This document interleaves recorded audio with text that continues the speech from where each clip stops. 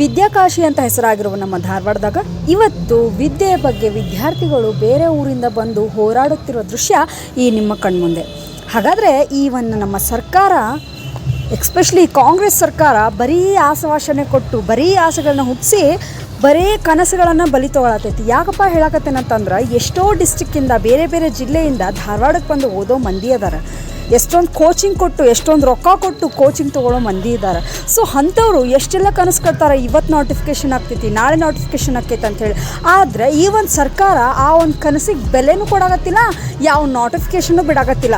ಇವರು ಇವತ್ತು ನಾನು ಗೌರ್ಮೆಂಟ್ ಜಾಬ್ ಸೇರ್ತೀನಿ, ನಾಳೆ ನಾ ಗೌರ್ಮೆಂಟ್ ಜಾಬ್ ಸಿಗ್ತೈತೆ ಅಂತ ಹೇಳಿ ವಯಸ್ಸು ಹಂಗೆ ದಾಟಕತ್ತಾವು.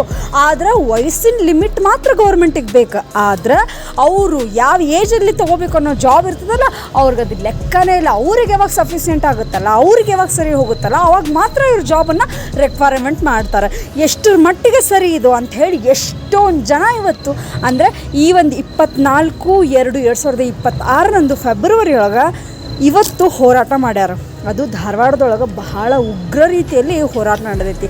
ಯಾಕಪ್ಪ ಈ ಹೋರಾಟ ಅಂತಂದ್ರೆ, ಬರೀ ಒಂದು ಶಿಕ್ಷಣ ಸಚಿವರು ನೋಟಿಫಿಕೇಷನ್ ಮಾಡ್ತೀನಿ, HSTR ಆಗಿರ್ಬೋದು, PSTR ಆಗಿರ್ಬೋದು, ಆಮೇಲೆ GPT ಆಗಿರ್ಬೋದು, ಈ ಫಸ್ಟ್ PU ಲೆಕ್ಚರರ್ ಗೌರ್ಮೆಂಟ್ದಾಗಿರ್ಬೋದು, ಎಲ್ಲ ರೀತಿ ಮಾಡ್ತೀನಿ, ಹಂಗೆ ಮಾಡ್ತೀನಿ, ಇದೇ ವರ್ಷ ಎಲ್ಲ ಆಗ್ತದೆ ಅಂತ ಹೇಳಿ ಭರವಸೆ ಕೊಟ್ಟಿದ್ದು. ಆದರೆ ಇವಾಗ ಯಾವ ಭರವಸೆನೂ ಕೂಡ ನೆರವೇರಕತ್ತಿಲ್ಲ. ನಿಜವಾಗ್ಲೂ ಹೇಳ್ತೀನಿ, ನಮ್ಮ ಗೌರ್ಮೆಂಟ್ ಸರ್ಕಾರ ಇದೆಯಲ್ಲ, ಬಹಳ ಕೆಟ್ಟ ಅಂತಲೇ ಹೇಳ್ಬೋದು, ಕೆಟ್ಟ ರೀತಿಯಲ್ಲಿ ಬಿಂಬಿಸಕತ್ತದ. ನೋಡ್ರಿ, ವಿಚಾರ ಮಾಡಿರಿ, ಬೇರೆ ಊರಿಂದ ಹೊಟ್ಟೆ ಬಟ್ಟೆ ಕಟ್ಟಿ ಅವ್ರ ಅಪ್ಪ ಅಮ್ಮ ದುಡ್ಡು ಕೊಟ್ಟು ಓದು ಚೆನ್ನಾಗಿರು ಅಂಥೇಳಿ ಕಷ್ಟಪಟ್ಟು ಅವ್ರನ್ನ ಬೆಳೆಸಿ ಒಂದು ಕಡೆಯಿಂದ ಇನ್ನೊಂದು ಊರಿಗೆ ಮಗ ಇವತ್ತಿಲ್ಲ ನಾಳೆ ಬರ್ತಾನು, ನಮಗೆ ಚಲೋ ನೋಡ್ಕೊತಾನ ಅಂಥೇಳಿ ಕನಸು ಕಟ್ಕೊಂಡು ಅಪ್ಪ ಅಮ್ಮ ಕಾಯ್ತಿರ್ತಾರೆ. ಈ ಗೌರ್ಮೆಂಟ್ನವರು ತಮ್ಮ ಒಂದು ಸ್ವಾರ್ಥಕ್ಕೆ ಎಷ್ಟೋ ಬಡ ಮಕ್ಕಳ ಕನಸಿಗೆ ನೀರು ಹಾಕಕತ್ತಾರೆ. ಮತ್ತು ಲಿಮಿಟ್ ಇರ್ತೈತಿ, ಇಷ್ಟು ವಯಸ್ಸಿನ ಮಟ್ಟ ಮಾತ್ರ ನೀವು ಜಾಬ್ ತೊಗೊಳಕ್ಕೆ ಅರ್ಹರು, ಇಲ್ಲಾಂದ್ರೆ ನೀವು ಅನರ್ಹರು ಅಂತ. ಅಲ್ಲ, ಅರ್ಹತೆ ಇರುವಾಗ ಜಾಬ್ ಸಿಗಲ್ಲ, ಜಾಬ್ ಸಿಗೋವಾಗ ಏಜ್ ಮುಗ್ದಿರುತ್ತಲ್ಲ. ಎಷ್ಟೊಂದು ಜನ ಗೌರ್ಮೆಂಟ್, ಎಕ್ಸ್ಪೆಷಲಿ ತೊಗೊಳ್ರಿ, ಹೆಣ್ಮಕ್ಳದ್ದು ಬಿಡ್ರಿ, ಹುಡುಗರದ್ದು ಸ್ವಲ್ಪ ವಿಚಾರ ಮಾಡಿರಿ.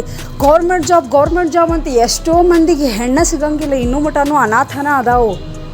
ಒಂದು ಗೌರ್ಮೆಂಟ್ ಜಾಬ್ ಸಿಗಾಕ ಎಷ್ಟು ಕಷ್ಟಪಡ್ತಿರ್ತಾರೆ, ಎಷ್ಟು ಹೋರಾಟ ಮಾಡ್ತಿರ್ತಾರಂತ ಈ ಗೌರ್ಮೆಂಟ್ ಕಣ್ಣಾಗ ಮಣ್ಣು ಹಾಕೊಂಡು ಕುಂತೈತೇನೆ ಅಂತ ಹೇಳಿ ಒಂದು ಕ್ಷಣ ಅನಿಸ್ತೈತಿ. ನಿಜವಾಗ್ಲೂ ಈ ಹೋರಾಟಕ್ಕೆ ಒಂದು ಫಲ ಸಿಗಬೇಕು, ಪ್ರತಿಫಲ ಸಿಗಬೇಕಂದ್ರೆ ಗೌರ್ಮೆಂಟದ ರಿಕ್ವೈರ್ಮೆಂಟ್ ಆಗಬೇಕು ಮತ್ತು ನೋಟಿಫಿಕೇಷನ್ ಸದ್ಯ ಆಗಲೇಬೇಕು, ಎನಿ ಕಂಡೀಷನ್. ಇದು ನಿಲ್ಲೋ ಹಂಗಿಲ್ಲ ಅಂಥೇಳಿ ಪ್ರತಿಯೊಬ್ಬರು ಹೋರಾಟ ಮಾಡಿದ್ದಾರೆ.